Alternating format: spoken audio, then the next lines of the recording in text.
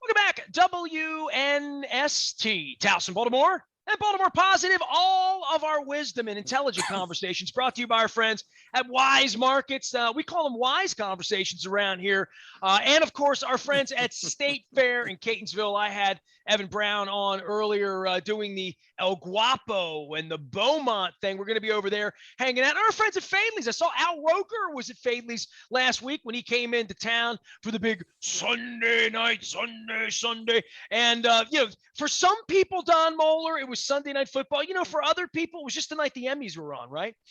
And for some people, it was both. So I'm guessing that for the chief, Max Weiss at Baltimore Magazine, our very favorite magazine, and we're going to talk about, hey, Max, where it is again. Tell Mike Teitelbaum, when you see Mike, Max, tell Mike how you and Ron both go in together and tell Mike how enthusiastic that Don, see, the way I do radio is I plug the stuff at the end sort of subtly. Don just runs in and says, here it is. Here it is, baby. He does it in every segment, and I can't stop it. So, here's why. He's old and he doesn't listen to me. You know this. Yeah. I love this about Don. Let's lead with the good stuff.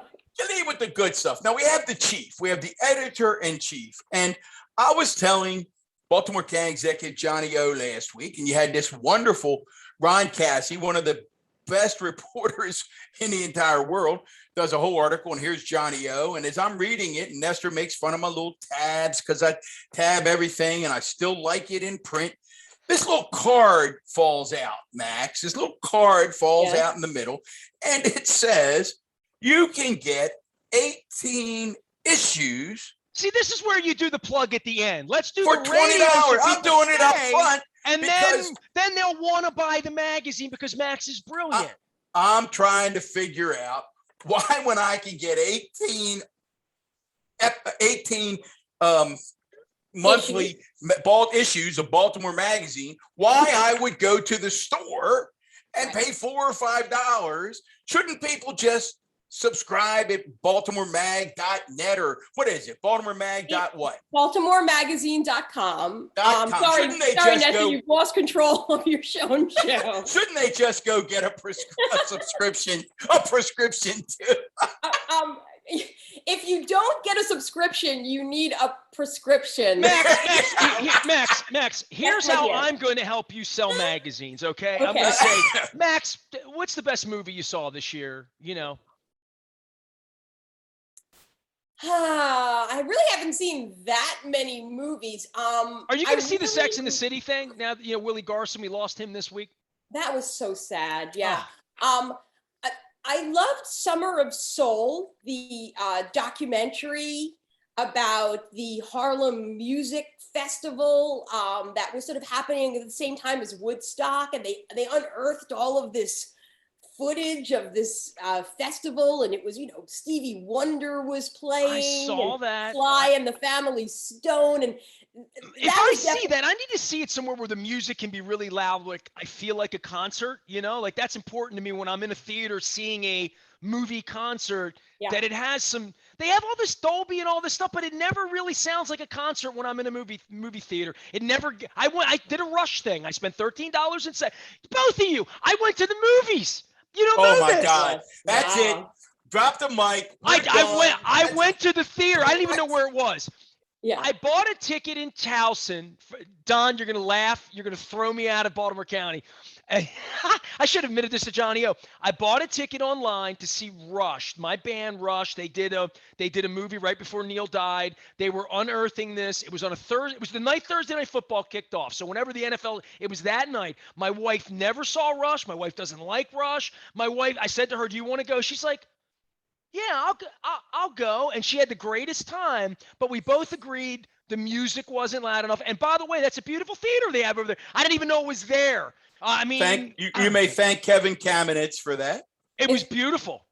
Yeah, you mean the Movie Co., the Towson Movie Co.? The one that was the Cinemark. Cinemark, yes. Fantastic. Very nice. Like comfortable seats and like a whole different kind of experience than what I used to remember at Golden Ring Mall. Correct. Right, and it is great to see a concert film in a big movie theater, like a Senator movie theater. The bigger, the more surround sound, the better. I have not gone back to the movies yet. I'm a little paranoid about it. You know, you and I love it. Yeah. And we're just talk about that, Max, because I just said to my wife, God, I miss going back to the movies, but I'm not quite there yet. Is that where you are? Yes. If I could be guaranteed that when I went, it was going to be, half full or less than half full, that people would be able to sort of space themselves well, I would go. And in fact, next week, I'm probably going to go see the new James Bond film because there's a critic screening. And that'll be a relatively small bunch of people. But still, anytime here's the thing for me. Tell him you got a friend with the James Bond thing. I've always wanted to go on a movie date with you, Max. This is our chance. I would go see a James Bond flick with you. Oh, my Lord. The world has turned upside down today. Come on, man. I mean, Max and I roll into the cinema. That would be two movies.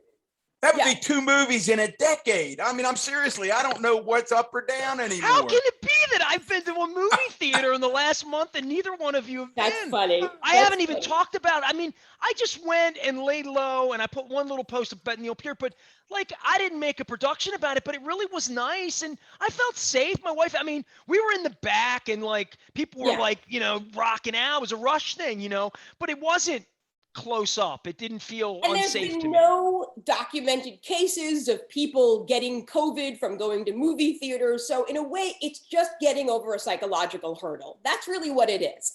I will say this for me, and this is strange because I kind of think of myself as this very independent, bordering on headstrong person. I am affected by peer pressure sometimes. I will walk into a room. I just went to a party recently where I was wearing my mask.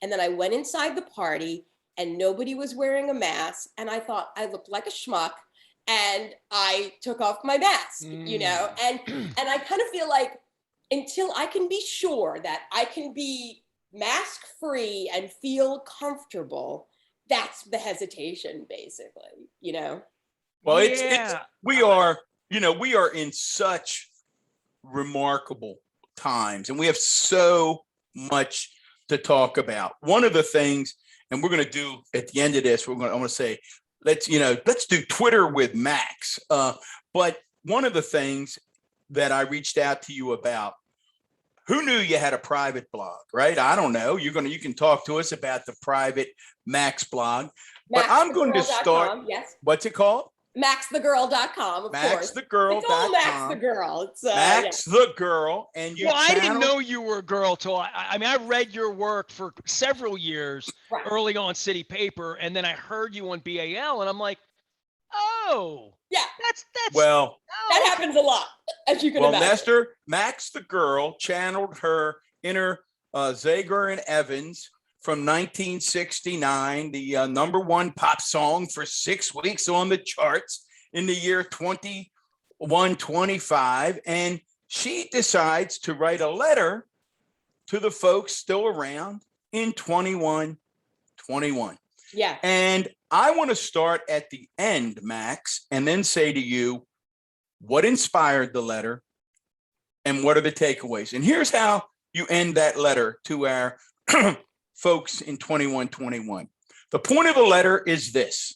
You're no doubt technologically advanced in 2121. You're sophisticated compared to us 2021 rubes. You're progressive in your values.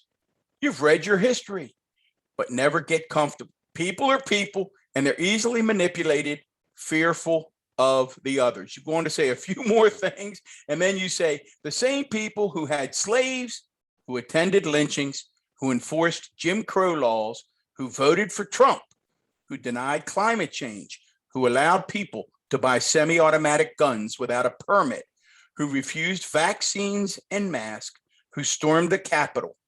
They are us. They are you. They are Americans. MaxTheGirl.com. Powerful, powerful letter, Thank Max. you. What prompted it?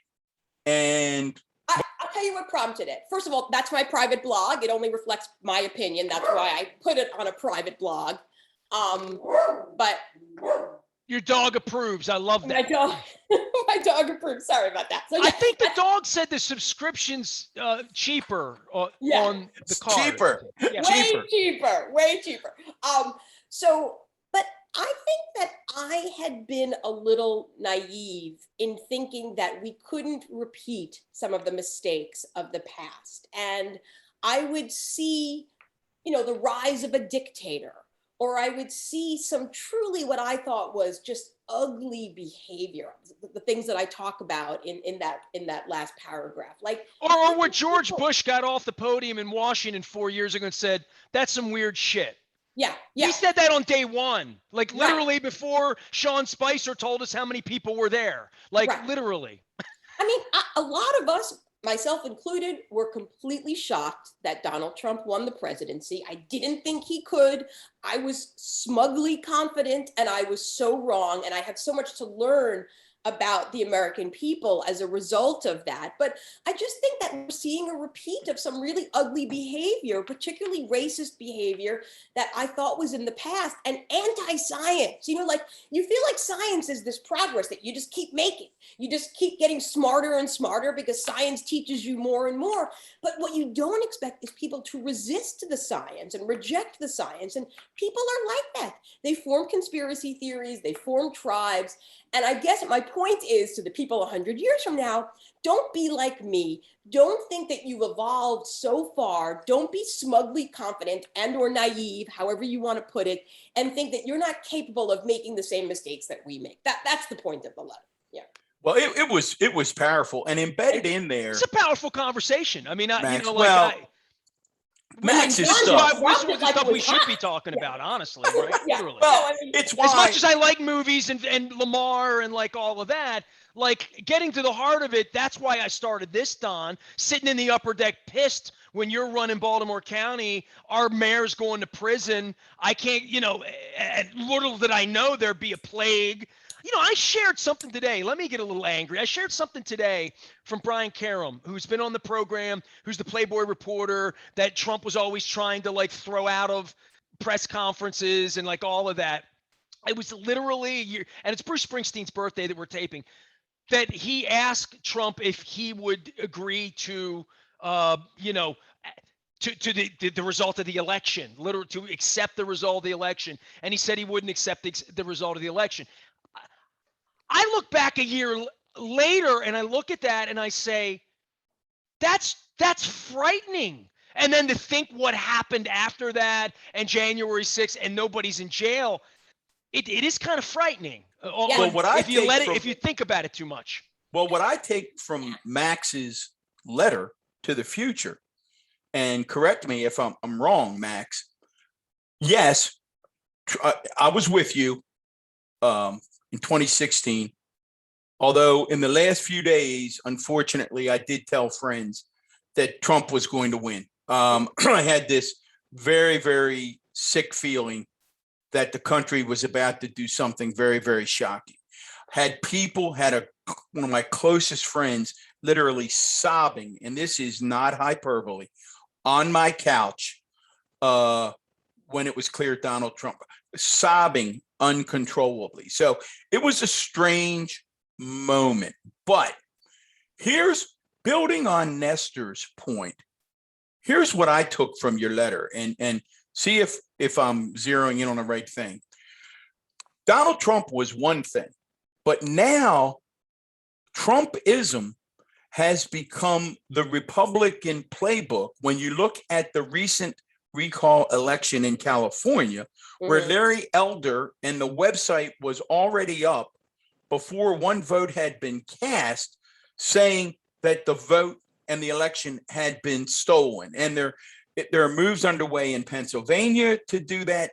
So what I hear you saying is, folks, don't think it can't happen. This reminds me of being am I on the right track? Like, it reminds me of being on a playground with kids who cheat, right?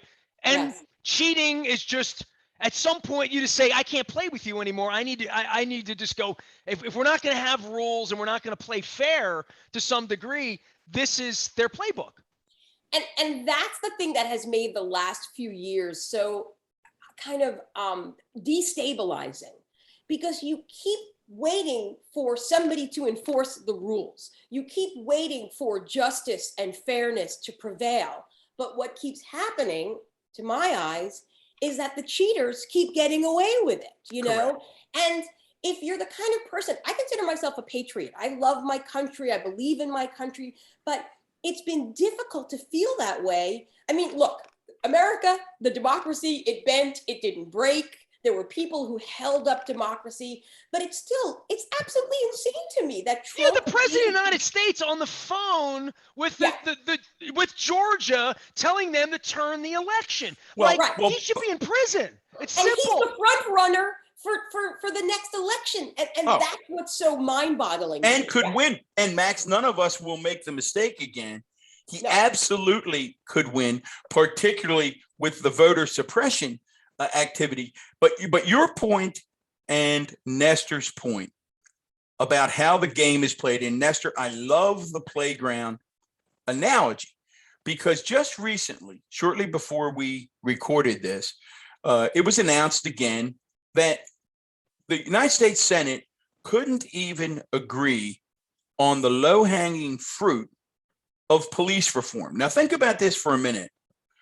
The FOP signed on to the proposal put forth by Karen Bass and Cory Booker and other Democrats. The FOP supported it. And at the end, African-American Republican Senator Tim Scott walked away from the deal and put out a press release that said it fell apart because Democrats continue to want to defund the police, despite the fact that in the agreement were hundreds of millions of dollars to help train police. And I saw Cory Booker and Max Reactance being interviewed, and he took the total high road, how Tim Scott's a good friend of his, and we need to get through. And my wife said, that's our problem. We continue to try to think we can reason with them. And my comment is sometimes we need to smack them in the face, and we never do. Am I wrong, Max? I think that one of the problems is that they all do work together and they eat lunch in the congressional cafeteria together. And I hear the crab cakes are delightful, according to Donna Edwards, by the way. I doubt that, actually. But, and you know, here's a picture of my grandchild. And they have these personal relationships. So we, on the outside, we can see all of the sort of nefarious behavior, but sometimes you can get a little too close and you think that you actually have the kind of relationship with this person where you can persuade them. And it's true, the Democrats have been fooled many, many times into thinking that the Republicans are good faith actors. When the crazy lady in Maine is the one that, you know, she's the one that always the poster child for believing the unbelievable and the magical theories, right? Well, let's talk about our friend Susan Collins, who I'm sure will make all Max's hair explode. Well, and Manchin, you know, the cinema, these people are that are in the middle of all of this, right? Let's talk about our friend Susan Collins, because once again, Miss Pro-Choice Republican is coming out and saying that she can't support real legislation that will make sure that Roe v. Wade is codified across the. Max, talk about anytime we get a female guest on. I like Nestor and me to shut up, which is hard for us to do, and let the female guest talk about that day when Texas did what it did and the Supreme Court took a pass. Talk about it not only as a journalist, but as a woman. Well, yeah, I mean, when we got these more right-wing judges, the writing was on the wall. I mean, the end goal is to overturn Roe v. Wade. And that goes back to my letter to 2121. Like, in my mind, for most of my life, Roe v. Wade was a done deal. We had that conversation. It was over. It was law. Now, here we are. And it's actually in jeopardy. And that is stunning to me because we've proven again and again and again that it's a matter of a woman's personal health. It's a choice between the woman and her doctor. It's her choice alone. There's many reasons, safety reasons, Maybe it's the wrong time in her life. Maybe her partner is abusive. Maybe she was raped, or maybe she just wants to go to college or wants to take that good job. And a child should be brought into this world when the child is wanted. And if your answer to that is, oh, just put the child up for adoption, I always say, imagine if men got pregnant. Like, imagine if Tom Brady, right before the big game, was pregnant, and you said to him, yeah, put the Super Bowl aside and just give birth to that child and put that child up for adoption. It's a matter of devaluing women and their own autonomy, but also ultimately it's a safety thing. It's a power trip. That's the thing. It's women. It's a power trip wrapped in oftentimes in some religious overtone in whatever that would be, to say this is what we're going to do to women. It's gross. Right, exactly. It's gross. And in the modern world, it's gross. And also, it's a lot like people who are preaching abstinence. People are going to have sex. So the best thing that you can do is teach them sex education. Women are going to have abortions. So the best thing that you can do is make them safe and accessible, because otherwise you're talking about women risking their lives for very dangerous procedures. That ship has sailed, you know? Well, Max, we had serious, it goes back to your letter. We have serious people.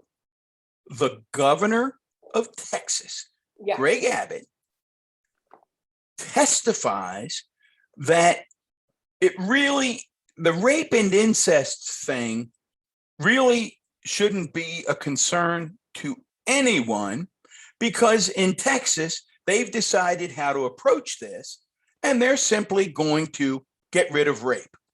Now, people took that man seriously. We're just going to that women across the world must have breathed a sigh of relief, right? Wonders, like, we're not serious people over here. You know what I mean? Like, when we have this kind of leadership saying this kind of nonsense, we're not serious people. No, I mean, it's just absurd, and nobody really believes him, and he doesn't believe himself. You didn't feel better when he said they were just right? Okay. You didn't want to just rush down and live in. Listen, we're with Max Weiss, editor-in-chief, Baltimore Magazine. We're all this serious stuff. Let's have some fun. Now, you know, I tell everybody, I look for two things in Twitter feeds. I like people who can make me laugh. Yes. And I like people who are provocative and say smart things. Your Max the Girl Twitter feed fills both bills. And I texted you right away when you got me out of my chair, because you went after my guy. You went after Ted Lasso. I'm like, what in the world has happened to who in the hell doesn't love Ted Lasso? And evidently, can I interject that I'm one of the people, and I'm sure there are other people in the audience who have not watched Ted Lasso, but I know I'm going to enjoy it. I'm not current with it. You know, it's only second season, right? So, like, I have some time with this. This is going to go for a little while. Like The Sopranos, I didn't get in the beginning, but I felt like it was going to bring me in.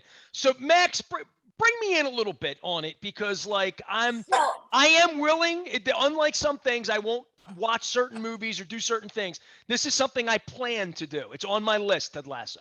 People love this show, and I don't want to take away from those who love it. God bless them, enjoy it. But not everything, yes, Don loves it, but not everything is for everybody. I watched only one episode, so granted, I didn't give it a fair shake, but I found, you know what it reminded me of? Having a golden retriever just constantly licking my face. Like, I love golden retrievers. I don't want a golden retriever constantly licking my face. It just felt so kind of cutesy and happy-go-lucky. And I also kind of felt like, is he a simpleton, Ted Lasso? Like, what's his deal? He's so earnest to the point that he's almost a simpleton. Okay. Now wait. No. Wait a minute. Yes. We gave Max her chance there. Now here's what I'm going. A movie reference. I'm really proud of myself. That was good. Yeah, I am. You're crushing me today with the movie stuff. I've got to go back and rethink the entire world. But Max, here's what I'm going to ask you to do.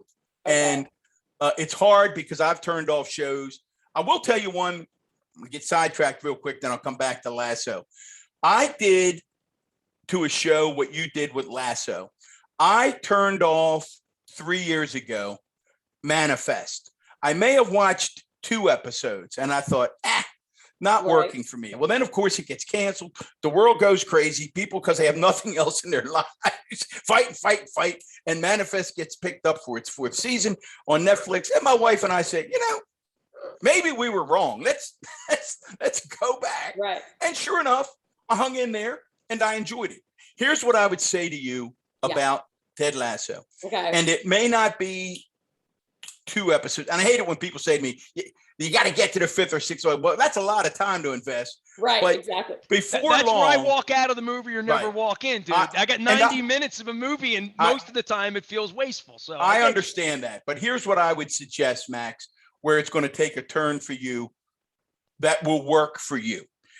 The initial syrupy approach to Lasso certainly continues to pervade in that all of the characters, which is what I do like, are likable. But before long, and particularly in season 2, you get into the many dark sides of who these people are. And you'll understand. Wow. All right. Again, sort of, what do you call them? Okay. What do you call them when they're alerts? When you don't want people to, what's the word, Max, in movies? When you're going to say something that gives something away. Spoiler alert. That's the word I was looking for. Spoiler alert.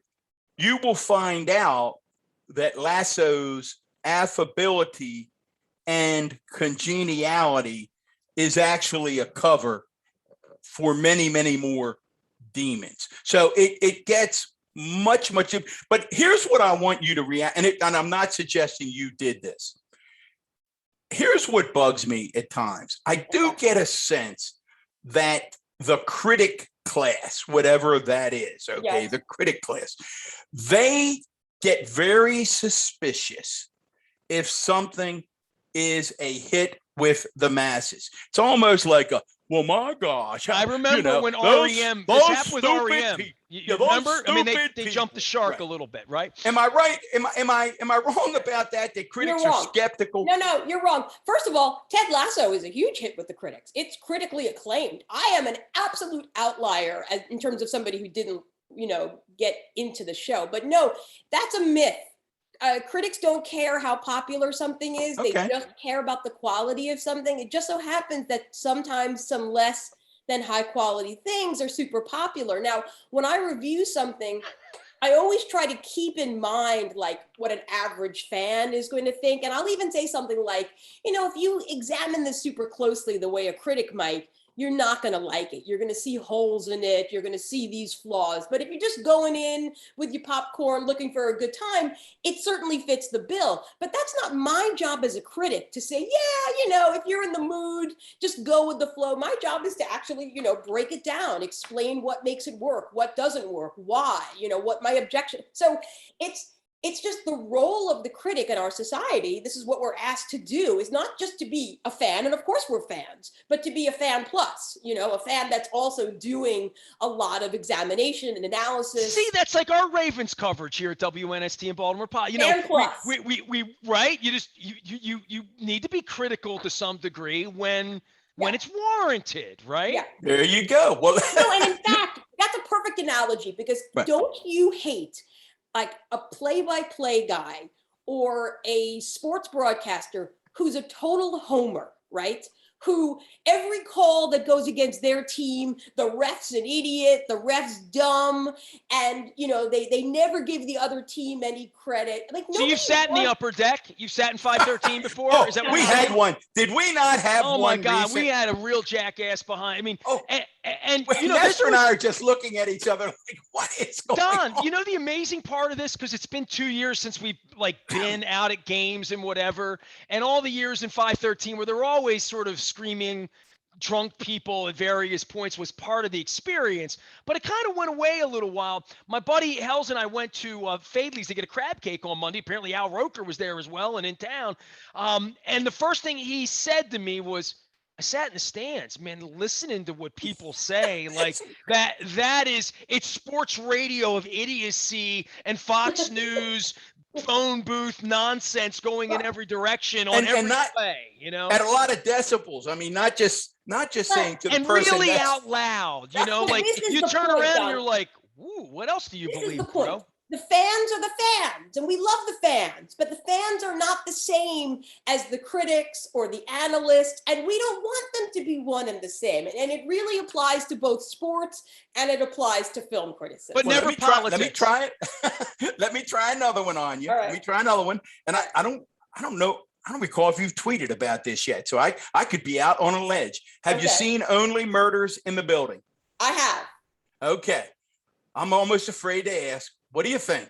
I'm enjoying it a lot. I mean, how can you go wrong with Steve Martin and Martin Short and a Manhattan setting, and Selena Gomez is the real revelation. What a shocker. You know her music, I assume, Nestor? Yeah. Yes. And Max, yeah. So I'm an old guy. I don't.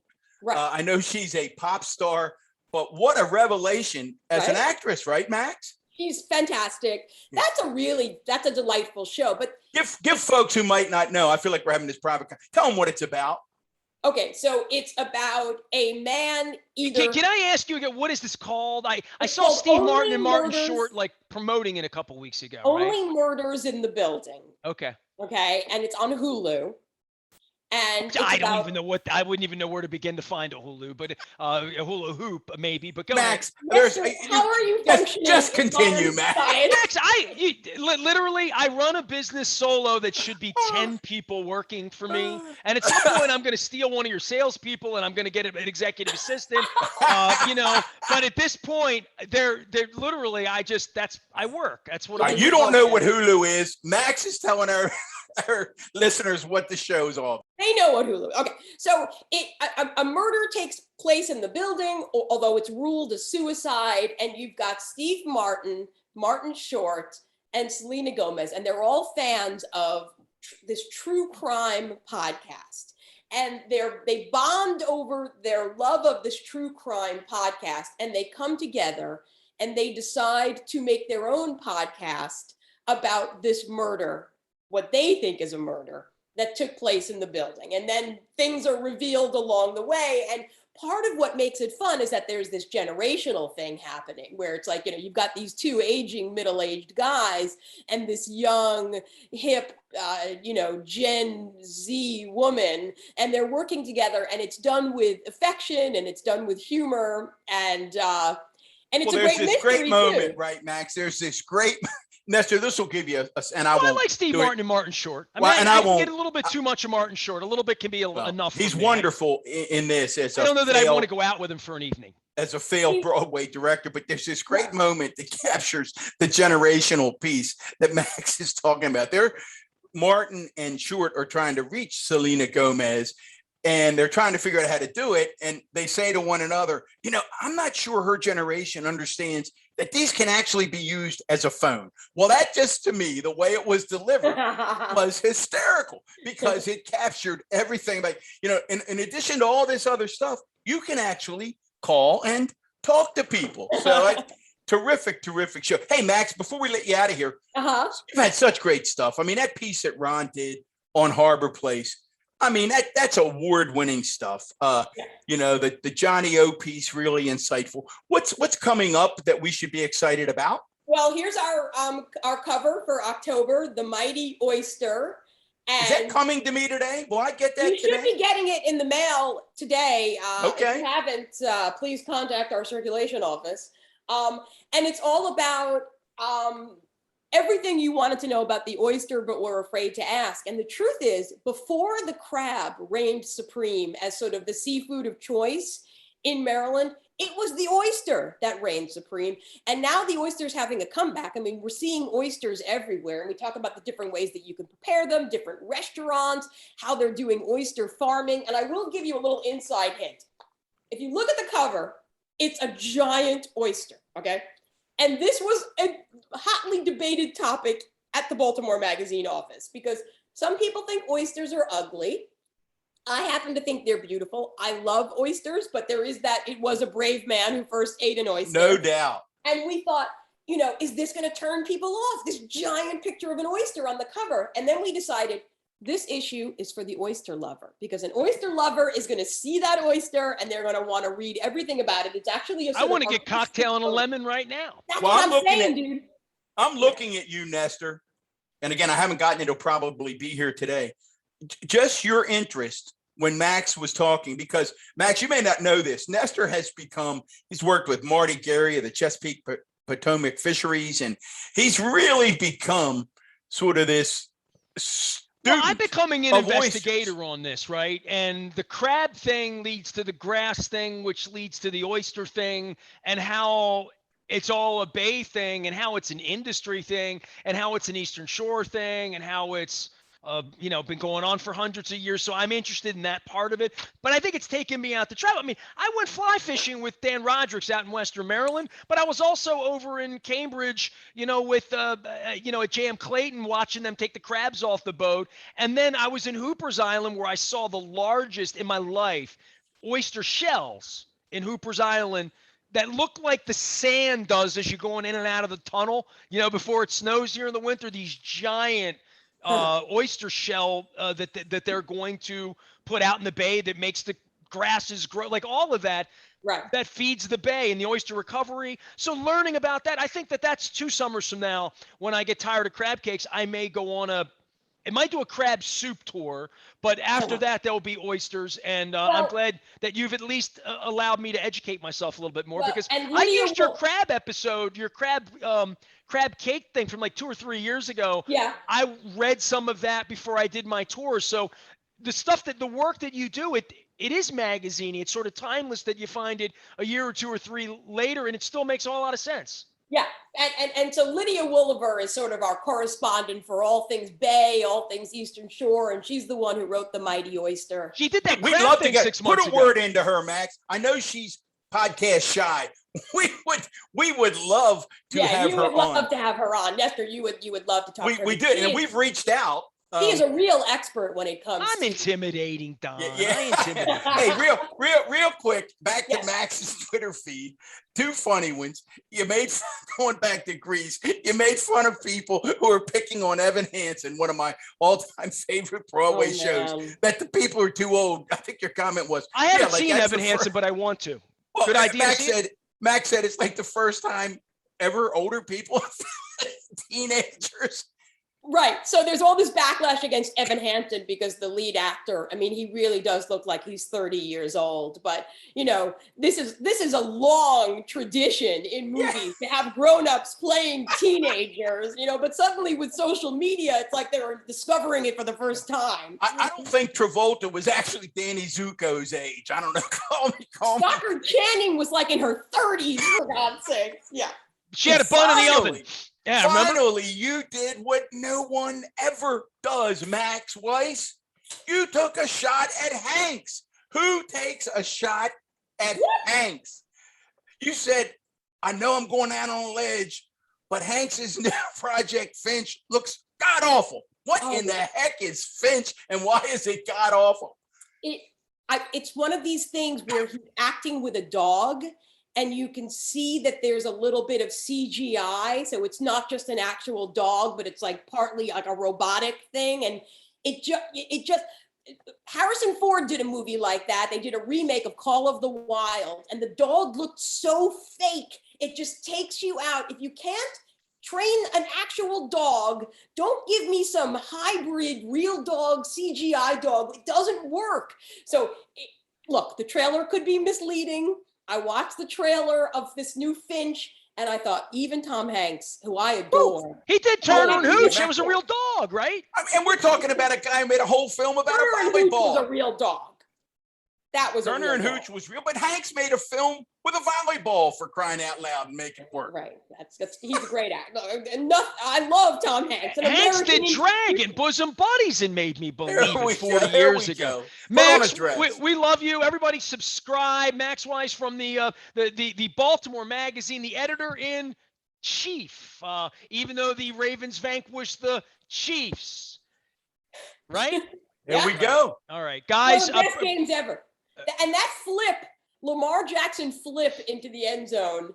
I mean, that's going to be a meme we're going to be seeing for years to come. Well, you know, I got my first press pass in 20 months, and I went out after the flip. And my question to Lamar was, would he do it again? Yeah. And I think it's going to become, when he gets that opportunity, that's going to be the signature.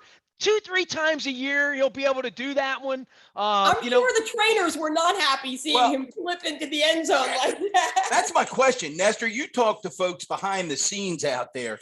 Do you think I know you got to let Lamar be Lamar. That's the thing, let Lamar be Lamar. But do you think behind the scenes, picking up on Max's point, do you think they're saying to him, Lamar, if you hit wrong, that could be the end of our season? Or do they just say it's Lamar?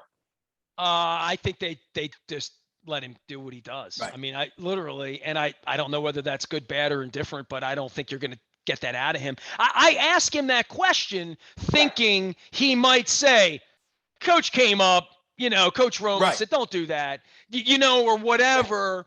No, it doesn't sound like anybody came up to him, because I think he would have offered that. And instead he's like, yeah, it hurt a little bit, but I'd do it again. And I'm like, okay, well then, that's part of being 24, right? There you go. The Ravens are the NFL, not the no fun league. And that's why we like them. There you go. And they wear purple and they win a lot. Max Weiss from the Baltimore Magazine. I almost said City Paper. That's terrible, isn't it? That's an old. When did you leave the City Paper? What year was that? I probably left City Paper in 94. Wow. Yeah.